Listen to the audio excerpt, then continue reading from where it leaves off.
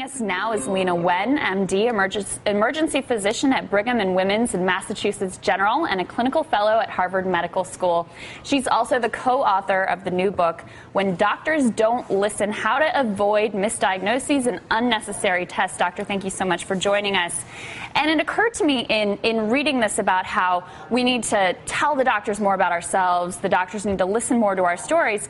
It actually occurred to me that there's a movement sort of away from that in standardizing care and having checklists for doctors to go through to make sure that no matter where you go in the country, you're getting a similar sort of care. Does that run counter to what you're saying in this book?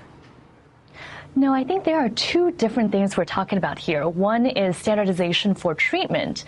And I think that's good. I mean, if you're a patient and you're undergoing surgery, you want to make sure that a sponge isn't left in your body. I mean, that kind of checklist I'm all in favor of.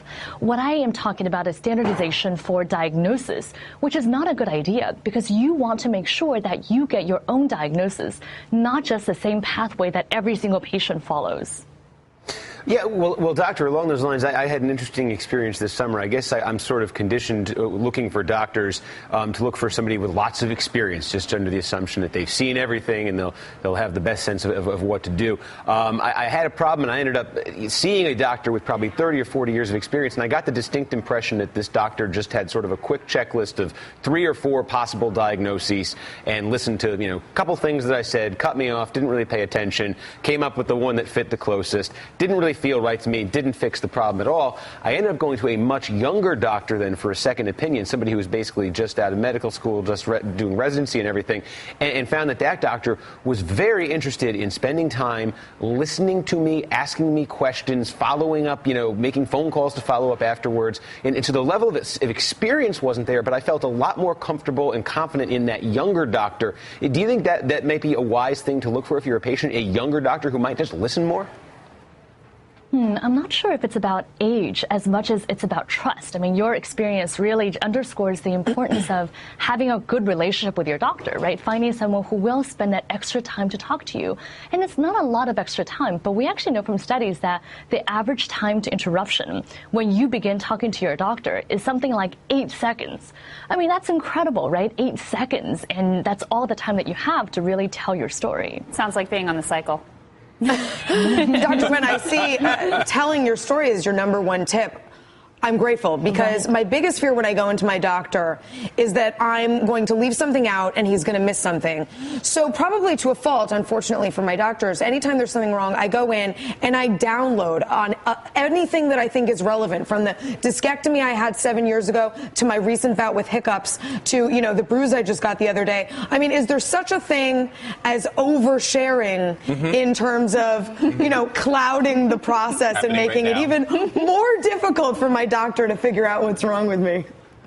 You bring up an excellent point, actually, because I do see that our patients who think that they're empowered patients, that they'll bring in all these printouts from WebMD, they'll Google their own symptoms. Yeah, and I think that's good. I mean, it's good to be educated and to know about what's going on, but you also do face the risk of having too much, this overload, right? And so that's why it's important to practice your pitch. Just like if you have 10 seconds to talk to your senator or your boss, I mean, you would want to make sure that you really practice that pitch. And so that's why it's so important to write down the key aspects of your story and to rehearse it in advance. Lots of pressure here. My sister is an ER doctor, and she told me that history taking is an art form and has to be done in a very proper way. So how can doctors get better at it? I mean, we have these patients who come in with their WebMD stuff. We have patients who want to talk to you for an hour. And a lot of doctors are egotistical. That's my sister's word. They don't have that much time. So is it on the doctor really to get better at this art form, or is it on patients to really learn how to tell their story? Ideally, the doctor should get better. I mean, we all want better doctors, and I think that as an educator myself, I want to make sure that the new breed of medical students, as what you guys were saying before, that the new breed will be even better than the older generation in terms of paying attention to the story.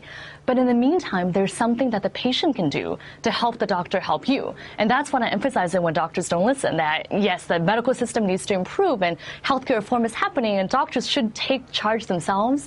But in the meantime, that there's something very tangible that patients can do to get better care. All right, Dr.